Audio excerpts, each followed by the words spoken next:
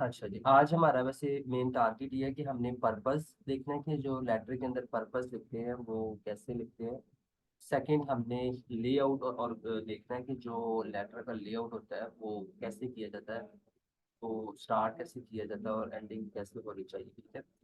लेकिन उससे पहले मैं रिवाइज कर दूं कि देखिए, जो डे वन की प्रेजेंटेशन थी जिसके अंदर मैंने पार्ट्स ऑफ स्पीच, टेंसेस और एक्टिवाइज, पैसिवाइज, सिंपल, कंपाउंड सेंटेंस को हाईलाइट किया था। तो इन चीज़ों को रिवाइज करें। मेरा आपको इंट्रो उधर देने का पर्पस ये था कि आप लोग खुद से भी इसके ऊपर सर्च करें, क्योंकि ये बेसिक चीज़ें हैं। जब तक आपकी ये जड़ें मजबूत नहीं होंगी तो आपकी राइटिंग के अंदर लैकिंग रहेगी। आप मेहनत भी कर रहे होंगे, दिन के दो दो तीन तीन लेटर लिख रहे हैं, पढ़ भी रहे कई लोगों से, लेकिन आप फिर नंबर इम्प्रूव नहीं होंगे जब तक आपकी बेसिक्स में आपकी अंडरस्टैंडिंग कंसेप्ट क्लियर नहीं होगी। उसके बाद मैंने असाइनमेंट्स दी थी कि कुछ लेटर्स लिखे हुए मैंने सेंड किए थे, ताकि उसमें से आप मुझे आइडेंटिफाई करके दिखाएं कि टेंसेस कौन से होते हैं इसमें, पार्ट्स ऑफ स्पीच थोड़ा सेपरेट करके दिखाएं, एक्टिवाइज पैसिवाइज को। तो जो आज फिर मैं इसी तरह की एक असाइनमेंट सेंड करूँगा कि कुछ स्टूडेंट्स हैं जिन्होंने मुझे अप्रोच किया है और उन्होंने मुझे बताया कि उन्हें प्रॉब्लम आ रही है। अभी तक उन्हें एडवर्ब और वर्ब एडजेक्टिव का डिफरेंस सही तरह नहीं पता चल सका, और कुछ लोग सिंपल और कंपाउंड सेंटेंस के बारे में जानना चाहते हैं, तो वो भी आज मैंने ऐड किया हुआ है इसके अंदर। लास्ट में मैं उस पर भी थोड़ा सा डिस्क्राइब करूंगा उसको दोबारा से। लेकिन आज तो ये चीज़ें हैं कि जो स्टेप वाइज जब अगर आप इन चीज़ों को करेंगे ना, तो जब डे 5 या 4 पे जब आपको मैं लेटर लिखने का कहूँगा, तो आप खुद फील करेंगे कि अगर आपकी उसमें जो गलतियां वो कम हो जाएंगी, और ऑटोमेटिकली आप सी प्लस और बी के अंदर स्टैंड करना शुरू कर दोगे। और फिर उसके बाद आपने वीकली का एक लेटर लिखना होगा। जब आप राइटिंग में ड्यूल ये कवर कर लोगे 10 दिन के अंदर, 8 दिन के अंदर सॉरी, उसके बाद वीकली का एक लेटर लिखना होगा, और उस एक लेटर को आप रिव्यू करें, उसकी असेसमेंट करें। देखिए, मेरा आपको राइटिंग क्राइटेरिया भी डे टू के बताने का मकसद इसलिए था कि आप अपने लेटर को खुद असेस करें। लिखने के बाद आप खुद असेस करें कि आप पर्पस मैच कर रहे हैं, आप कंटेंट को मैच कर रहे हैं, आप कंसाइजनेस और क्लैरिटी को मैच कर रहे हैं अपने लेटर के अंदर, आप ऑर्गेनाइजेशन और लेआउट को मैच कर रहे हैं, जनरल और स्टाइल आपका ठीक है, ठीक है, लैंग्वेज जो आपने यूज की है वो अप्रोप्रिएट है अकॉर्डिंग टू ओईटी। आज मैं आप लोगों के साथ ना एक ग्रामर भी शेयर कर दूंगा जो ओईटी की स्पेशली बनी हुई है, जो किसी डॉक्टर बिलाल आई थिंक उन्होंने बनाई है, वो बहुत अच्छे टीचर है ओईटी के। तो उन्होंने बनाई हुई है, वो मैं आप लोगों के साथ शेयर कर दूंगा, आप उसको भी साथ साथ पढ़ें ताकि आपको आइडेंटिफाई कर सके कि ओईटी के अंदर कौन से सेंटेंसेस आपने यूज करने हैं, कौन से ज्यादा अच्छे सेंटेंसेस जिनके नंबर्स ज्यादा मिलते हैं। तो जिस किसी का कोई क्वेश्चन होगा वो मुझे टेक्स्ट कर सकता है, ठीक है, मैसेज कर दीजिएगा। अब मैं प्रेजेंटेशन स्टार्ट कर रहा हूँ। तो आज का हमारा जो टारगेट है वो है कि हमने जो पर्पस है, कि पर्पस लिखते क्यों है, हमें ये पता होना चाहिए, रीजन उसका पता होना चाहिए कि लिख क्यों रहे हैं, और मैक्सिमम नंबर्स कैसे मिलते हैं, और स्टेप्स क्या है पर्पस लिखने के, फिर ऑर्गेनाइजेशन और लेआउट है, और लास्ट में टिप्स एंड ट्रिक्स हो। तो पर्पस क्या है जी, कि पर्पस होता है जो आप लेटर लिखने का मेन मकसद होता है। जैसे आजकल आप एप्लीकेशन लिखते हैं किसी भी हायर अथॉरिटी को, तो उसमें आप क्या लिखते हैं, आप स्टार्ट में एड्रेस करते हैं, ठीक है। उसके बाद आप सब्जेक्ट लिखते हैं, ठीक है। सब्जेक्ट में आप बताते हैं कि आप क्यों लिख रहे हैं, आपको शॉर्ट लीव चाहिए, आपको एक्स पाकिस्तान लीव चाहिए, या आपको छुट्टियां चाहिए, आपने नाइट एक्सचेंज करनी है, जो भी पर्पज होता है वो आप मेन चीज आप जो लेटर के अंदर, जो आपका नीचे लेटर आपने लिखना है, अपनी रीजन सारी सारी चीज बाद में मेंशन करनी है। लेकिन आपको छुट्टी जिस चीज के लिए चाहिए, या जिस चीज के लिए आप ट्रांसफर करा रहे हो, जिस चीज के लिए आप जो कर रहे हो, वो आप सब्जेक्ट लिख के ऊपर क्लियर वो उसके अंदर पर्पस लिख देते हो, ठीक है। तो वो आप वो आइडेंटिफाई करता है कि ये आपका रीजन है लेटर लिखने का। इसी तरह जो ओईटी का लेटर आप लोगों ने लिखना है, उसके अंदर भी जो स्टार्ट में आपने पर्पस लिखना है वो आपका रीजन है, कि आप जिस भी डॉक्टर को, जिस भी कंसल्टेंट को, जिस भी नर्स को, जिस भी फिजियोथेरापिस्ट को ये लेटर लिख रहे हैं, तो आप उसको लेटर लिख क्यों रहे हैं, ठीक है। और ये नॉर्मली फॉर्मल लेटर्स लिखते हैं। फॉर्मल लेटर्स मीन के फॉर्मल राइटिंग के अंदर लिखते हैं, आपने इनफॉर्मल लैंग्वेज इसके अंदर यूज नहीं करनी। जैसे मैंने कल एक जगह पे आपको बताया भी था कि फॉर्मल लैंग्वेज और इनफॉर्मल लैंग्वेज में क्या डिफरेंस होता है, ठीक है। जैसे गिव मी हैंड, तो वो इनफॉर्मल लैंग्वेज है। जैसे असिस्टेंस लिखेंगे तो आप वो फॉर्मल लैंग्वेज हो जाएगी। और stated at the beginning of letter, तो पर्पस हमेशा ये नहीं कि अब आपको पता है कि पर्पस लिखते हैं ऐसे, चलो मैं एंड में लिख दूंगा, या दरम्यान में कहीं मेरा दिल कर रहा होगा। अक्सर कई लोगों को नहीं पता था तो वो लिखते नहीं शायद, तो वो एंड पे जाके लिख देते, तो वो नहीं। पर्पस हमेशा शुरू में लिखना है और उसको एक्सपैंड भी करना है। इसको मैं आगे जाके आपको बताऊंगा कि एक्सपैंड करना कहता है, क्योंकि उसके भी नंबर है। तो जो पर्पस है आपने शुरू में स्टार्ट में ही लिखना है, ठीक है। जब आप उसकी एड्रेस वगैरह लिख लेते हैं, रेफरेंस लिख लेते हैं, आप उसका सारा सैल्यूटेशन लिख लेते हैं, तो उसके बाद आपने क्या करना है कि आपने लास्ट में जो है उसको एक्सपैंड भी करना है, ठीक है। पर्पस को, जो पर्पस को एक्सपैंड भी करना है वो मैं आगे आगे जाके आपको बताऊंगा। चलिए, पर्पस के जैसे कल भी बताया था कि 3 नंबर होते हैं, और जो पर्पस के अंदर वो डिमांड करते हैं ना आपसे, वो क्या डिमांड करते हैं कि पर्पस, ये वो चीज है जो मैंने ओईटी के जो एग्जाम क्राइटेरिया उससे उठा के डायरेक्ट इधर आपकी लिखी हुई है कि पर्पस जो of the document is immediately apparent. जो सबसे पहले आपको लिखने में नजर आएगा वो पर्पस होगा। And sufficiently expanded as required, दो चीजें, ठीक है। तो जैसे मैं आपको पहले बताया था कि मैं आपको एक्सपेंडेड का बताऊंगा कि एक्सपेंड आप कैसे करते हैं अपने पर्पस को। लेकिन आपको अब इधर पता चल गया कि आपने स्टार्ट में पर्पस लिखना है और उसको आगे जाके एक्सपैंड भी करना है, कि पर्पस के अंदर जो मेन चीज आप आगे बताना चाह रहे हो, एक्सप्लेन करना चाह रहे हो, जो से रिक्वेस्ट कर रहे हो, वो हमने कैसे करनी है। पर्पस करता क्या है, ठीक है। पर्पस क्या है कि वो it helps the reader understand the situation, कि वो पेशेंट की सिचुएशन को अंडरस्टैंड करने में मदद करता है। जैसे मैंने आपको बताया था कि पर्पस के अंदर आपने अगर तो कोई मेडिकल डायग्नोसिस की, तो आपने उसकी मेडिकल डायग्नोज लिखनी है, और उसके साथ उसकी करंट सिचुएशन लिखनी है, करंटली उसको क्या चल रहा है इशू साथ, कि वो बेटर है या वो अभी भी डायबिटिक, उसकी कंट्रोल है शुगर या नहीं कंट्रोल है, हाइपरटेंसिव है तो उसकी शुगर ब्लड प्रेशर कंट्रोल है कि नहीं कंट्रोल है, सेलुलाइटिस है तो सेलुलाइटिस उसका ग्रो कर रहा है, ये सबसाइड हो रहा है। तो जो भी इसकी अगर मेडिकल कंडीशन है तो उसकी मेडिकल डायग्नोज लिखते हैं, तो सिचुएशन को डिस्क्राइब करना है कि वो करंट सिचुएशन उसकी कैसी है, जिससे रीडर को पता चल सके अब वो क्या है, उसको मसला ये है था लेकिन अब वो मसला सा कैसा है, ठीक है। फिर it tells the reader what action they must take. फिर पर्पस के अंदर ये चीज आपको पता होना चाहिए कि आप जो जिसको लेटर लिख रहे हो, आप उससे डिमांड क्या कर रहे हो, कि आपको उसकी फॉलो अप केयर के अंदर असिस्टेंस चाहिए, या उसको डिस्चार्ज केयर चाहिए, या उसको ट्रांसफर कर रहे हो तो उसको जो फर्दर उसकी जो प्रीवियस ट्रीटमेंट चल रही थी उसके अंदर उसको फॉलो अप चाहिए। तो आपने वो एक्शन जो आप जिस रीडर जिसको लेटर लिख रहे हो उससे जो आप एक्शन चाहते हो कि उसने क्या करना है पेशेंट के लिए, वो क्लियरली पर्पस के अंदर मेंशन होना चाहिए, ठीक है। It helps the reader to identify the key details, ठीक है। तो की डिटेल्स में क्या है कि आप लेटर जैसे डिस्चार्ज है, ट्रांसफर है, तो रेफर लेटर है, फिर पेशेंट की जो एज है, और आप क्या हो वो थोड़ा आप डिटेल उसके अंदर लिखते हो। ये 3 चीजें अगर आप पर्पस के अंदर मेंशन कर देते हो तो आपके 3 नंबर पूरे हैं। लेकिन इन चीजों को लिखते वक्त आपका जो सेंटेंस स्ट्रक्चर्स है वो क्लियर होने चाहिए, ये नहीं कि आप तीनों चीजें तो लिख रहे हो लेकिन वो कंफ्यूजन में लिख रहे हो, ठीक है। कंफ्यूजन का भी मैं आपको आगे जाके बताऊंगा कि कंफ्यूजन होती क्या है जब आप नोट्स लिखते हो। तो आपका जो नोट्स है उसके अंदर कंफ्यूजन ही होनी चाहिए, कोई डाउट नहीं होना चाहिए, ठीक है। क्लियर सेंटेंसेस होने चाहिए। इस तरह का ये लेटर होता है, ये थोड़ा फेडेड होगा लेकिन सिर्फ आपके समझने के लिए आपके लिए ये है कि लेटर आपको जब पेपर के अंदर मिलेगा तो इस तरह पेपर होगा आपका, ठीक है। शुरू में आपकी सिचुएशन लिखी होगी कि आप क्या हो, और लास्ट में राइटिंग टास्क लिखा होगा। तो जब आपको लेटर मिलता है तो आपको 5 मिनट के लिए पेंसिल यूज करनी नहीं होती, ठीक है। 5 मिनट के लिए आपको पेंसिल बिल्कुल यूज नहीं करनी। उस 5 मिनट में आपने क्या करना है कि आपने लेटर को रीड करना है।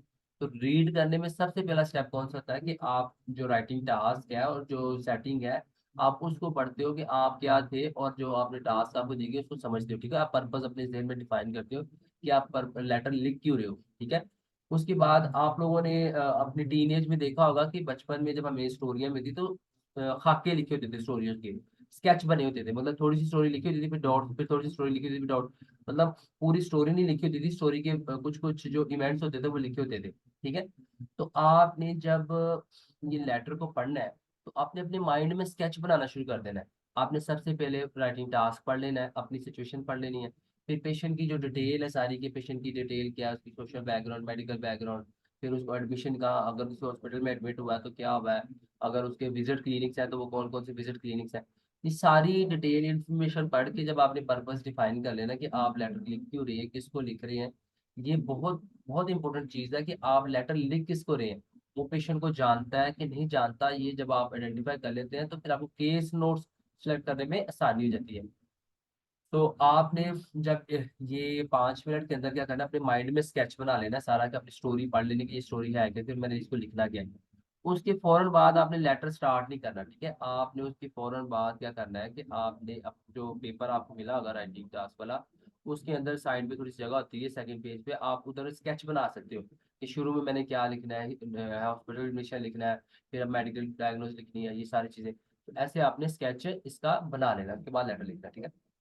आज हम जरा पर्पस पे फोकस करेंगे कि पर्पस क्या है। तो पर्पस में क्या है कि आस्क योरसेल्फ क्वेश्चन। जब भी आप पर्पस लिखने लगे तो आपने आप अपने आप से ये क्वेश्चंस करने हैं कि हु आर यू, आप कौन हो। आप नर्स हो, मिडवाइफ हो, आप डॉक्टर हो, या आप हेल्थ, जो भी प्रोफेशन आपका दिएगा। ऑब्वियसली आप नर्स हो तो पेपर आपको नर्स का आएगा। तो जैसे ये नोट्स में लिखते लिखा हुआ है, mister Jared Backer is a 79-year-old patient on the ward of hospital in which you are a charge nurse. तो इधर क्लियरली नजर आ रहा है कि आप चार्जनर्स कहाँ पे हो, वार्ड में। आपने ये चीज आइडेंटिफाई करनी है कि आप होम होम केयर नर्स हो, आप कम्युनिटी में हो, आप हॉस्पिटल में हो, ये चीज आपको पता होगी। तो आप लेटर के अंदर आपको लिखने में सारी होगी चीजें कि आप किस चीज को एड्रेस कर रहे हो। फिर उसके बाद who is the patient, patient कौन है, ठीक है। तो वो आप क्या कर सकते हो कि आपने देखा नोट्स के अंदर लिखा है mister Backer is a 70-year-old patient, ठीक है। तो ये चीजें आपको पता चल गई। फिर who are you writing to, कि जो आप लेटर लिख रहे हो आप किसको लेटर लिख रहे हो, ठीक है। ये बहुत जरूरी है कि आप लेटर लिख किसको रहे हो। तो वो हम नीचे देखते हैं कि write a letter to miss Samantha Burn senior nurse. हम सीनियर नर्स को लिख रहे हैं जो ग्रेवाल्स नर्सिंग होम के अंदर है, ठीक है। तो अगली बात है कि वाई आर यू राइटिंग, आप लेटर लिख क्यों रहे हो। तो वो ये यार जगह, हाँ, आप लेटर लिख क्यों रहे हो, ठीक है। तो वो आप लेटर लिख क्यों रहे हो, क्योंकि पेशेंट डिस्चार्ज हो गया है और आप इन्फॉर्म कर रहे हो, informing her of the patients current situation and care required. तो ये आपका मेन रीजन है लेटर लिखने का। आप नर्स को बताना चाह रहे हो कि करंट सिचुएशन अब क्या है और उसको क्या केयर चाहिए, तो जो हम आगे केस नोट्स में पढ़ेंगे, ठीक है। तो अगर ये सारी चीजें हैं, जैसे एक हमने कल किया भी था पर्पस, वो आज ये भी मैं सेम रिपीट कर रहा हूँ। इसके अंदर आप देख सकते हैं कि ये एक्यूरेट पर्पस है, 3/3। इसके अगर आप इस तरह पर्पस लिखते हैं अपना, तो आपको 3/3 नंबर पूरे मिलेंगे, ठीक है। इसमें इसमें देखिए कि आई am writing regarding mister James Smith. दूसरे मिस्टर जेम्स स्मिथ है जो पेशेंट है, उसके बारे में बताया हूँ underwent a total right hip replacement. ये मैंने आपको बताया था कि अगर पेशेंट की सर्जरी हुई है तो उसकी आप दूसरी डायग्नोज नहीं लिखोगे, आप उसकी जो सर्जरी हुई है, जो उसका प्रोसीजर हुआ है, वो उसकी मेन डायग्नोज बन जाएगा। आप वो मेन प्रोसीजर वो लिखोगे। और इधर आप देख सकते हो अंडर वेंट लिखा है। ये बड़ा एक अच्छा मेडिकल वर्ड है। इस तरह आपने क्या करना है कि जो मैं आपको लेटर करेक्टेड भेजता हूँ, आप उसमें से आइडेंटिफाई करें कि मेडिकल वर्ड कौन से अप्रोप्रिएट यूज किए हुए हैं, उसको अपनी वोकेबलरी में ऐड करें, ठीक है। और he is ready for discharge, अब वो पर्पस भी लिख रहा है कि वो डिस्चार्ज हो गया and on going care is required. तो ये उसका राइटिंग टास्क है कि उसको क्या चाहिए, ऑन गोइंग केयर, ठीक है। जो हमने चीजें देखी थी कि वाई आर यू राइटिंग, तो हम क्यों लिख रहे हैं, क्योंकि उसको ऑन गोइंग केयर चाहिए। तो ये हमारे 4 स्टेप्स हैं जिसमें पर्पस को आइडेंटिफाई करके लिखते हैं। जैसे एक ये मिस्टर जैरेड बैकर वाला हमने पढ़ा था, उसके अंदर ये देखिए 3 पर्पस लिखे हुए हैं। जो पहला पर्पस है उसमें वो कहता है कि I would like you to look after Backer. तो ये मैंने आपको बताया इनफॉर्मल लैंग्वेज होगी। आई वुड लाइक, आपने रिकमेंड नहीं करना, आपने हमेशा अगर कोई भी चीज है तो पोलाइट रिक्वेस्ट करनी है। तो ये जो है who had a total writing facility का नीड और मैनेजमेंट के, तो जो स्टार्ट है वो स्टार्ट बहुत इनफॉर्मल है, ठीक है। तो इस तरह आप अपने लेटर के अंदर स्टार्ट नहीं कर सकते। आप थर्ड वाले को देखिए तो थर्ड में क्या लिखा है, Jared Backer will be discharge today back into your care. तो इसके अंदर फर्दर उसने कुछ भी लिखा नहीं कि वो क्यों डिस्चार्ज हो रहा है और उसको केयर कौन सी चाहिए, ये चीजें डिफाइन नहीं है। आई एम राइटिंग, बी को पढ़ते हैं। I am writing regarding mister Jared Backer who underwent the total right left total hip replacement and is being discharged from city hospital back into your care today। तो देखिए इसके अंदर एक addition क्या लिखा हुआ है कि डिस्चार्ज फ्रॉम सिटी हॉस्पिटल। अगर आपके सेटिंग के अंदर या जहां आपके नोट्स है आपके बारे में लिखा हुआ है उधर क्लियरली लिखा है कि आप सिटी हॉस्पिटल में जॉब कर रहे हैं, तो ये बहुत अच्छी बात है कि आप इधर मेंशन करें कि जो पेशेंट आप डिस्चार्ज कर रहे हैं वो कहाँ से डिस्चार्ज करें। ये सिचुएशन को बताएगा, उसको ओवरऑल अंडरस्टैंडिंग जो नर्स होगी या जिसको जिसको आप पेशेंट भेज रहे हो उसको क्लियर अंडरस्टैंडिंग होगी कि कौन से हॉस्पिटल से आ रहा है, तो वहाँ पे क्या चीज़ों का ये सिस्टम, तो हॉस्पिटल सेटिंग है उसको समझ आ जाती है। तो मेडिकल इधर 2 चीज़ें हैं। अगर तो पेशेंट की सर्जरी हुई है तो आपने उसकी सर्जरी जो हुई है वो लिखनी है। हॉस्पिटल का पता है या उसकी डेट ऑफ सर्जरी का पता है तो डेट ऑफ सर्जरी लिख दें। तो ये चीजें क्या करती हैं कि फर्दर उस चीज को, सिचुएशन को क्लियर कर देती है पढ़ने के लिए। अगर मेडिकल डायग्नोज है तो मेडिकल डायग्नोज में आपने लिखना है कि patient is diabetic, patient has a complain of diabetic foot and the wound is recovering now, the wound is in healing phase. तो जो भी है, अगर वुंड इज इन नेक्रोसिस, अगर वुंड की अच्छी हालत नहीं है, तो जो भी हालत है जो नोट्स के अंदर लिखा होगा आपने वही सिचुएशन इसके अंदर लिख देनी। सही, अब आ जाते हैं एक्सपेंडिंग द पर्पस, जो मैंने आपको शुरू में बात किया था कि जो आपने पर्पस को एक्सपेंड कैसे करना है। शुरू में तो आपने ये लिख दिया, फिर उसके बाद लास्ट में, ठीक है, जब आप डिस्चार्ज प्लान नीचे रिक्वेस्ट कर रहे होते हो, ये मैं आपको बताऊंगा कि जब लास्ट में आप रिक्वेस्ट करते हैं, उसके अंदर जो रिक्वेस्ट होती है या जो इन्फॉर्मेशन आपने शुरू में पेशेंट को ऑनगोइंग केयर की बताई होती है, वो आपने क्लियरली मेंशन करनी थी। जैसे इधर देखिए कि मोनीटर वूंड, हम उसको रिक्वेस्ट कर रहे हैं ना, नर्स को हम रेफर करें कि आपने इसका वूंड मॉनिटर करना है। तो ये एक्सपैंड, हम पर्पस कैसे एक्सपैंड हो रहा है कि हम उसे कह रहे हैं कि I would appreciate it if you could monitor his wound, ठीक है, कि अगर आप उसका वूंड मॉनिटर कर सकते हैं तो मैं इस चीज को अप्रिशिएट करूंगा। फिर आप उसको इन्फॉर्म कर रहे हो तो इन्फॉर्म कैसे कर सकते हैं, he has been referred to the physiotherapist who will be in touch to arrange visit twice a week। तो देखिए इधर आपने एक चीज देखनी है कि physiotherapy twice a week, physiotherapy 2 हफ्ते में होगी, हफ्ते में 2 दफा होगी इसकी। फिजियो विल कॉन्टैक्ट, ठीक है, अब इधर लिखा है फिजियो विल कॉन्टैक्ट, तो देखा who will be in touch. तो देखिए ये इस तरह के जो वर्ड्स हैं, ये इस तरह के जो फ्रेजेस हैं, आपने सीख लेने हैं, ताकि अगर आपको कोई ऐसा आपके केस इस तरह के आते हैं जिसमें जो डॉक्टर है या जो फिजियोथेरापिस्ट है या जो भी डाइटिशियन है वो खुद कांटेक्ट करेगा, तो आपने उसको कैसे डिस्क्राइब करना है। अब ये जो लेटर, जो सेंटेंस लिखा हुआ है, जो सबसे ऊपर लिखा है वो लिखा है I would appreciate it if you could monitor his wound. अब अगर मैं इसको बताना चाहूँ तो ये कम्प्लेक्स सेंटेंस है, ठीक है। कम्प्लेक्स सेंटेंस कैसे है कि आई वुड अप्रिशिएट, ये क्या है, ये इंडिपेंडेंट, ये सॉरी डिपेंडेंट क्लोज है, ये डिपेंड कर रही है। आई वुड अप्रिशिएट अगर मैं बोलूँ आपको तो आपको समझ नहीं आएगी यार, ये मतलब हमें अप्रिशिएट क्यों कर रहे हैं, आपको समझ ही नहीं आनी कि मैं, मुझे इसे अप्रिशिएट करने के लिए क्यों बोला। लेकिन इसके साथ जब मैं दूसरी क्लॉज पढ़ूँ जिसमें लिखा हुआ है if you could monitor his wound, तो मुझे समझ आ रही है कि अगर मैं वूंड मॉनिटर करूंगा तो इसलिए मुझे अप्रिशिएट करेगा। तो जो if you could monitor his wound, ये क्या है, ये इंडिपेंडेंट क्लोज है जो अपने मायने ही खुद रखती है। मतलब खुद से अगर आप सिंपल ये पढ़ो कि if you could monitor his wound, तो समझ आ रही है कि आप वूंड मॉनिटर कर सकते हैं कि नहीं, ठीक है। लेकिन जब आप अगर सेपरेट पढ़ोगे इसको, आई वुड अप्रिशिएट, तो आपको नहीं समझ आएगी। जब आप इन दोनों को इकट्ठे पढ़ोगे तो ये कौन सा, इस तरह का सेंटेंस कौन सा होता है, कम्प्लेक्स सेंटेंसेस, ठीक है। तो मैंने ये कहा था कि कम्प्लेक्स और कंपाउंड सेंटेंसेस, जो आप सिंपल और कंपाउंड तो मैक्सिमम यूज करें, लेकिन कम्प्लेक्स सेंटेंसेस का इस्तेमाल आपने कम करना है। करना है, ऐसा नहीं कि करना नहीं है, पहले आपने इसको समझना अच्छी तरह, क्योंकि कल एक स्टूडेंट ने मुझे मैसेज किया कि सर आपने बोला था कि कम्प्लेक्स सेंटेंस का इस्तेमाल नहीं करा, तो फिर हम उसको सीखे क्यों। तो कम्प्लेक्स सेंटेंस को अंडरस्टैंड करना बहुत जरूरी है। जिस तरह मैंने भी आपको बताया डिपेंडेंट क्लॉज कौन सी है और इंडिपेंडेंट क्लॉज कौन सी है। सो जब आपको ये पता होगा कि ये डिपेंडेंट कौन सी, इंडिपेंडेंट कौन सी, तो आप अपने सेंटेंस लिखते वक्त आपको पता होगा कि मैं कम्प्लेक्स सेंटेंस ठीक लिख रही हूँ या गलत लिख रही हूँ। सही है। ये जब आप लोग लेटर लिखेंगे ना उसके अंदर फिर मैं आपको आइडेंटिफाई करके भी दिखाऊंगा कि आपकी कौन सी मिस्टेक्स है। अच्छा जी, ये कंप्लीट लेटर का जो ना ऑर्गेनाइजेशन और लेआउट है कि स्टार्ट में आपने क्या लिखना है, कि आपने स्टार्ट में नेम और एड्रेस लिखना है, उसके बाद आपने डेट लिखनी है, फिर आपने ग्रीटिंग लिखनी है, और फिर आपने रेफरेंस देना है, ठीक है। अब देखिए जो ग्रीटिंग और रेफरेंस है ना, अगर आप रेफरेंस पहले लिख रहे हैं ग्रीटिंग बाद में लिखे तो इसका कोई प्रॉब्लम नहीं है। लेकिन ये चारों चीजों कंपलसरी है लेआउट के अंदर। मुझे एक ना इंडिया से भाई हैं, उन्होंने मैसेज आज किया था कि सर ये जो ग्रीटिंग है वो अगर ना लिखें तो उसके नंबर कटते हैं कि नहीं कटते। तो उनके लिए मैं ये आज मैसेज दे रहा हूँ कि आपने ग्रीटिंग लाजमी लिखनी है। जो 4 स्टेप्स हैं, जो नेम और एड्रेस है, डेट है, ग्रीटिंग है और रेफरेंस है, ये चारों चीजें आपने लेटर में लाजमी लिखनी है। हाँ, ग्रीटिंग अगर आप लास्ट में लिख लें, रेफरेंस पहले लिख लें, तो वो एक्सेप्टेबल है, उसका प्रॉब्लम नहीं। उसके बाद आपको मैं जैसे बताया था कि आपने पर्पस लिखना था, मेन पर्पस क्या है, ठीक है। फिर लास्ट में जैसे आप इधर देख सकते हैं कि ये, अब देखिए एक और चीज याद रखिएगा कि आपने किसी भी ये जो फॉर्मेट है ना, जैसे ये purpose, summary, medical condition, request, इसका रट्टा नहीं लगाना। क्योंकि जो आपको लेटर आना है आपने उस लेटर को फ्लेक्सिबल होकर पढ़ना है। उस लेटर में मुझसे वो क्या मांग रहा है, उस लेटर के लिए ऐसी कौन सी चीजें अहमियत रखती है, वो जो मैंने पहले लिखनी है वो आपने लिखी है, ठीक है। आपने इन चीजों का रट्टा नहीं लगाना कि जैसे समरी इधर लिखी हुई तो मैंने भी समरी और बैकग्राउंड पहले लिखना है उसके बाद मेडिकल कंडीशन लिखनी, नहीं।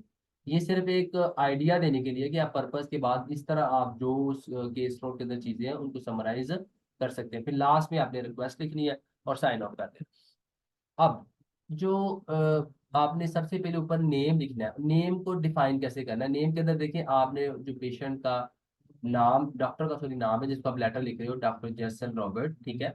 उसके बाद उसका टाइटल लिखना है। अगर तो टाइटल क्लियरली लिखा हुआ है तो वेल एंड गुड, ठीक है, जैसे गैस्ट्रोएंटरोलॉजिस्ट है। अगर नहीं लिखा हुआ तो आपने ये नहीं लिखना, लेकिन लिखा हो तो आपने ये लाजमी लिखना है, ठीक है। फिर उसके बाद नेम ऑफ इंस्टीट्यूट कि वो जॉब कहाँ कर रहा है, कौन सा हॉस्पिटल में जॉब कर रहा है, ये लाजमी लिखा होगा, ठीक है। तो आपने हॉस्पिटल का नाम लिखना है। उसके बाद स्ट्रीट नंबर और फिर टाउन सिटी जो भी है। तो ये सेम टू सेम जैसे मैंने इधर आपको ये लिख के दिखाया, इसी तरह आपने अपना जो लेआउट का स्टार्ट है जिसके अंदर नेम और बाकी सारी चीजें आपने इसी तरह लिखनी है। एड्रेस के बाद जिसके अंदर डेट आ जाता है, उसका प्रोफेशन आ जाता है, उसका हॉस्पिटल का नाम आ जाता है, उसकी स्ट्रीट का नाम आ जाता है, सिटी और टाउन का नाम आ जाता है। उसके बाद क्या आपने लिखनी है, डेट लिखनी है। अब डेट का फॉर्मेट देख लें। जब आपने डेट इधर लिखनी है तो आपने सेम इस तरह लिखना है, पहले दिन लिखना है, उसके बाद महीना लिखना है, महीने को आपने इसी तरह लिखना है, और फिर आपने उसके बाद साल लिखना है, ठीक है। फिर उसके बाद अच्छा, ये जो डेट होती है ये वो डेट होती है जो लेटर के अंदर लिखी होती है। ये लेटर के अंदर आपको दी होगी एज्यूम टुडेज डेट, ठीक है। तो जो अगर एज्यूम टुडेज डेट लिखा है तो फिर आपने आज की डेट लिखनी होगी। लेकिन अगर उन्होंने डेट को मेंशन की है, वो मैं आपको लेटर जब सेंड करूंगा तो उसके अंदर मैं आपको हाईलाइट करके बता दूंगा। तो आपने डेट वो लिखनी जो लेटर के अंदर डेट है, वो ही नहीं कि आप जिस दिन पेपर देने गए तो उसी दिन की डेट लिखा हो। वो अगर उसने कहा होगा तो एज्यूम टुडेज डेट फिर आप लिख सकते हैं, अदरवाइज आपने जो डेट लेटर के अंदर लिखी हुई है वही डेट आपने लिखी है। अब ग्रीटिंग को देखेंगे, ग्रीटिंग के अंदर आपने डियर लिखना है, साथ डॉक्टर उसका जो प्रोफेशन है, और रॉबर्ट्स, ठीक है। उस ऊपर आपने जैसन रॉबर्ट लिखा है, नीचे आपने सिर्फ रॉबर्ट लिखना है। ये क्लियरली देख लें क्योंकि बहुत सारे स्टूडेंट ये गलतियां करते हैं। अगर आप लेटर में ये गलतियां करेंगे तो आप के नंबर कटेंगे, ठीक है। आपने ऊपर अगर डॉक्टर जैसन रॉबर्ट लिखा है तो नीचे सिर्फ उसका फैमिली नेम जो रॉबर्ट्स है आपने वो लिखना है, डियर डॉक्टर रॉबर्ट्स। और रेफरेंस में क्या करना है कि आपने पेशेंट का नाम लिखना है कि जो मिस एना हॉल है आप उसका नाम लिखेंगे, ठीक है। उसके बाद फिर आप डेट ऑफ बर्थ उसकी लिखनी है, ठीक है। डेट ऑफ बर्थ आपने ऐसे लिखनी है कि आपने डेट लिखनी है, मंथ लिखना है और उसका जो भी साल है। आप इस तरह भी लिख सकते हैं, आप उस तरह जैसे ऊपर लिखा है उस तरह भी लिख सकते हैं, दोनों में लिख सकते हैं, कोई प्रॉब्लम इसका नहीं है। अच्छा, ये वो एक क्वेश्चन है कि जी इफ अगर तो केस नोट्स के अंदर राइटिंग टास्क के अंदर if the name of the recipient is given in the case note it is structured as. अगर तो डॉक्टर का नाम दिया गया हुआ है केस नोट्स के अंदर तो फिर आप कैसे लिखेंगे, आप डियर डॉक्टर रेनॉल्ड्स लिखेंगे ऐसे, ठीक है। अगर if the recipient is a medical professional but the name is not given, बात होता है कि नाम डॉक्टर का नहीं दिया था, सिर्फ प्रोफेशन बताया था, या नर्स का या डेंटिस्ट का या फिजियोथेरापिस्ट का। तो आपने क्या लिखना है कि आपने डियर प्लस जॉब टाइटल, जो भी जॉब टाइटल उसका होगा हॉस्पिटल के अंदर आपने वो लिखना है, जैसे डियर डॉक्टर है, डियर नर्स है, डियर डेंटिस्ट है, ठीक है। If the receptionist is not sorry if the recipient is not a medical, अगर वो मेडिकल प्रोफेशनल नहीं है और the name is not given, अगर नाम भी नहीं दिया तो आप फिर कैसे लिखेंगे। तो आप अगर वो मैनेजर है या डायरेक्टर है तो आप उसका नाम के साथ लिखेंगे डियर सर, ये मैडम जो भी है, डियर सर मैनेजर या डियर डायरेक्टर, ठीक है। तो आप सॉरी आप डियर सर या मैडम लिखेंगे, ठीक है। If only the job title is given, अगर उसकी जॉब टाइटल भी दी हुई है, एक अगर तो जॉब टाइटल नहीं दिया हुआ तो फिर क्या आप लिखेंगे कि फिर आप डियर सर या मैडम लिखेंगे, सही है। लेकिन अगर जॉब टाइटल दिया हुआ है जैसे मैनेजर है डायरेक्टर तो फिर दी मैनेजर लिखेंगे ना या दी डायरेक्टर लिखेंगे, ठीक है। ये लास्ट वाला पॉइंट जो है ना क्लियर कर लें कि अगर तो वो मेडिकल प्रोफेशनल नहीं है और उसका नाम और टाइटल नहीं दिया हुआ तो आप लिखेंगे डियर प्लस सर या मैडम। और अगर उसका जॉब टाइटल दिया हुआ है तो फिर आप दी मैनेजर या दी डायरेक्टर लिखेंगे, सही हो गया। अच्छा, इसमें एक और चीज है कि जब आप जब राइटिंग टास्क के अंदर नाम दिया होता है तो आप योर सिंसियरली लिखते हैं लास्ट में, क्लोजिंग सेंटेंस जो आपका होता है ना, your sincerely nurse, your sincerely, ठीक है। तो अगर नाम पेशेंट डॉक्टर का नाम नहीं दिया हुआ जिसको आप लेटर लिख रहे हो, जैसे यहाँ पे डॉक्टर जैसन रॉबर्ट लिखा हुआ है, तो अगर डॉक्टर जैसन रॉबर्ट का नाम नहीं दिया होगा लेटर में, ठीक है, तो फिर लास्ट में आप लिखोगे योर ट्रूली, ठीक है। ये भी बहुत सारे लोगों को नहीं पता था, ये आपको मैं टाइमली बता रहा हूँ कि आपने योर ट्रूली लिखना है अगर डॉक्टर का नाम नहीं दिया होगा, ठीक है। इसके ऊपर मैंने वीडियोस पहले भी बनाई हुई है यूट्यूब के ऊपर, तो वो मैं लिंक शेयर कर दूंगा आप लोगों के साथ, आप उसको रिव्यू कर लीजिएगा तो आपको इसकी समझ आ जाएगी। चलिए जी, अब आ जाते हैं चलिए सबसे पहले ये कर लिया। ठीक है, अब कुछ जिस तरह क्वेश्चन थे कई लोगों के जी कि एडवर्ब और वर्ब और एडजेक्टिव, ठीक है। तो ये देखिए जहाँ पे एडजेक्टिव के आगे लिखा हुआ है डिस्क्राइबिंग नाउन्स एंड प्रोनाउंस। जो नाउन और प्रोनाउन होते हैं, जैसे दे है, जैसे माइक है, इनकी जो सिफ्त को बढ़ा रहे हो, इनकी इसको इसकी वजाहत कर रहे हो। जैसे यहाँ पे लिखा हुआ है कि that was an exciting film. तो यहाँ पे फिल्म क्या है, वो नाउन है। अब फिल्म की सिफ्त बढ़ा रहा है कि जो फिल्म थी वो एक्साइटिंग थी, फिल्म की जो वो खसूसियत है वो बता रहा है। तो जो फिल्म की जो नाउन की खसूसियत को बताएगा उसे एडजेक्टिव कहेंगे, ठीक है। एडवर्ब क्या होता है कि जो वर्ब को मॉडिफाई कर रहा था, जो वर्ब को ज्यादा एक्सप्लेन कर रहा था, उसकी वजाहत कर रहा था। सही है। जैसे शी वॉकड स्लोली, तो यहाँ स्लोली जो है, जो वॉकड है, वॉक एक काम हो रहा है। तो वॉकिंग की सिफ्त को जो बढ़ा रहा है वो स्लोली है, इसलिए स्लोली यहाँ पे क्या हो जाएगा, एडवर्ब हो जाएगा। Extremely poor, they are extremely poor. तो पुअर क्या है, एक हालत है, एक काम है, जो जो सॉरी, हाँ यही है, ठीक। तो दे आर एक्सट्रीमली पुअर, ये एक्चुअली एडजेक्टिव है, extremely poor. The police arrived very quickly, तो जो पुलिस अराइव्ड है, अराइव्ड एक काम हुआ है, तो बहुत जल्दी आई है, तो वेरी क्विकली क्या है, वो एडवर्ब है। तो आपने इस तरह चीजों को देखना है कि जो काम हो रहा हो, जो उसकी सिफ्त को बढ़ा रहा हो, उसे एडवर्ब कहते हैं। और जो नाउन का जिक्र हो, जो उसकी सिफ्त को बढ़ा रहा हो, उसको एडजेक्टिव कहते हैं, ठीक है। फिर सिंपल और कंपाउंड और कॉम्प्लेक्स सेंटेंसेस का बता देता हूँ एक दफा। सिंपल सेंटेंस वो है जिसके अंदर एक नाउन है, एक वर्ब है और एक ऑब्जेक्ट है, ठीक है। जैसे इट रेन्ड फॉर 3 डेज, ये एक चीज की बात हुई है कि रेनिंग हुई है 3 दिन के लिए, बस। फिर उसके बाद डॉट आ गया, जब डॉट आ जाएगा तो इट मीन के नया सेंटेंस स्टार्ट हो गया। The streets in my neighbourhood flooded, तो यहाँ पे स्ट्रीट थी और वो नेबरहुड में थी और वो फ्लडेड हो गई, ये भी एक ही इसके अंदर सब्जेक्ट और नाउन है, तो एक ही चीज की बात हो रही, तो ये सिंपल सेंटेंस है। अब अगर आप इस तरफ आ जाए, इसी को अगर आपने कंपाउंड सेंटेंस में लिखना हो तो आप कैसे लिखेंगे, ठीक है। जैसे इसी ये मैं इसलिए बता रहा हूँ कि देखिए जब नर्सिस नोट्स आप लिखने हैं, जब आपने लेटर लिखना है, तो जब आप सिंपल सेंटेंस लिखते हैं तो आप क्लियर अपना आइडिया लिख सकते हैं। बहुत सारे स्टूडेंट्स क्या करते हैं कि जब वो कंपाउंड सेंटेंस लिखते हैं तो वो उसमें गलती बहुत कर देते हैं, वो आइडिया को मिक्स कर देते हैं, कंफ्यूजन क्रिएट कर देते हैं। तो कंफ्यूजन क्रिएट नहीं करनी, सही है। फिर कंपाउंड सेंटेंस क्या है कि it rained for 3 days, so the street in my neighbourhood flooded. अब देखें, ये यहाँ पे जो सो यूज हुआ है ना, बहुत सारे लोग होते हैं जिनको फैन बॉयज और ये जो कनेक्टिंग वर्ड्स होते हैं, कंजक्शन होते हैं, इनको यूज करने नहीं आते। आपने अगर कंपाउंड सेंटेंस या कम्प्लेक्स सेंटेंस ज्यादा लिखने हैं तो लिखें, इसमें प्रॉब्लम नहीं है। लेकिन पहले इसको अंडरस्टैंड करें फिर सही तरह कि जो कंपाउंड सेंटेंस है, दो सेंटेंस को आप जोड़े, सो कहाँ यूज करना है, एंड कहाँ यूज करना है, नोर कहाँ यूज करना है। जैसे यहाँ पे देखे ना, एक जगह पे लिखा है Tom completed his homework and put it in his binder, ठीक है। तो एंड जो है वो कनेक्टर है जो इसको कंपाउंड सेंटेंस बना रहा है, दो सेंटेंस को साथ जोड़ा।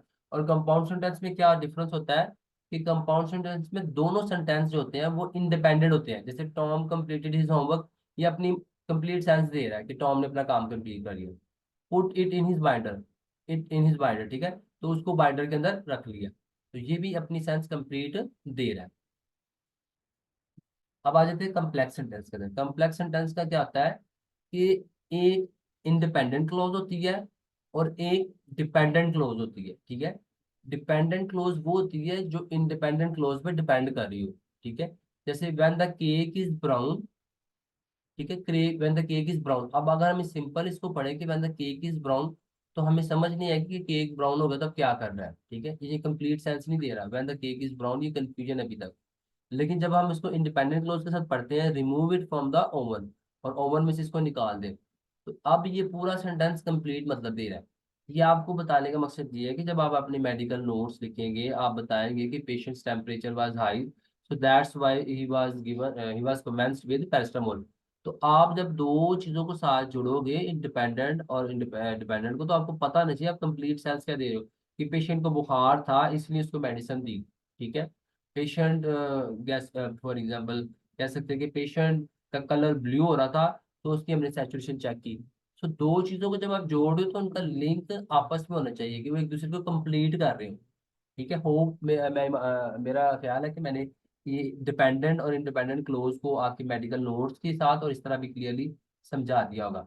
अब आ जाते हैं कि ये आप लोगों के लिए जो मैंने कहा था कि आपने रजिस्टर में कैसे बनाना है। ठीक है, आपने जैसे ये मैंने इसको आपके वर्ड में बनाया, आपने रजिस्टर के अंदर क्या करना है, लाइनिंग लगा लेनी है और फिर लिसनिंग का पोर्शन लहदा रख लेना है, रीडिंग का पोर्शन लहदा रख लेना है।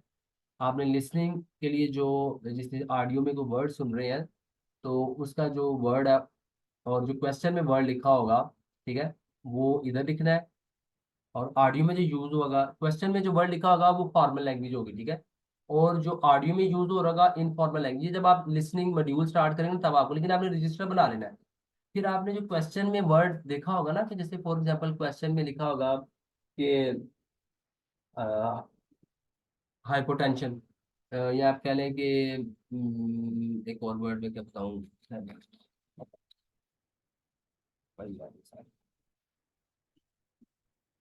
जैसे फॉर एग्जांपल आप क्वेश्चन में देखते हैं सस्टेन लिखा हुआ है, क्वेश्चन में जैसे देखते हैं कि आपने लिखा होगा मैनिपुलेशन लिखा होगा, ठीक है, फ्रस्ट्रेटिंग लिखा होगा, और decided not to electric attributes लिखा होगा।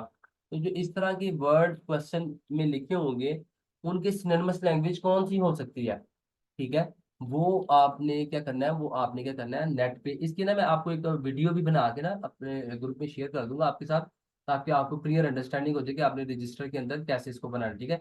लेकिन आपने रजिस्टर के अंदर इस तरह पोर्शन सेपरेट करने हैं और उसके अंदर इस तरह लिखने हैं वर्ड्स, ठीक है। इसी तरह रीडिंग के लिए लिखना है, ठीक है। अभी अगर किसी का कोई क्वेश्चन है तो वो मुझसे पूछ ले, 1 मिनट रह गया हमारा।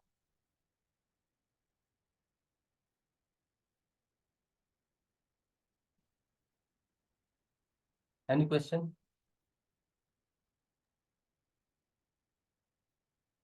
हेलो।